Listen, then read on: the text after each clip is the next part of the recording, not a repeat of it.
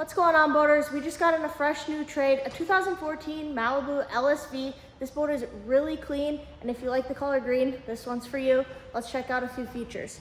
Starting off in the back, you have your transom seats with storage underneath. You also are gonna have your two cup holders back here. Nice big sun pad with more storage under there. Coming into the boat, you have lots of seating. You have your flip-up seats on both sides, so you can either have it down or up, so you can be watching all the water activities happen behind the boat. You have lots of in-seat cup holders throughout the whole boat. You have a nice glove box with charging outlets in there. At the dash, you have your captain seat with the bolster cushion. This boat only has 197 hours on it, so lots of life left in it. Coming into the bow, you have a nice spacious bow, super comfortable. More cup holders up there as well.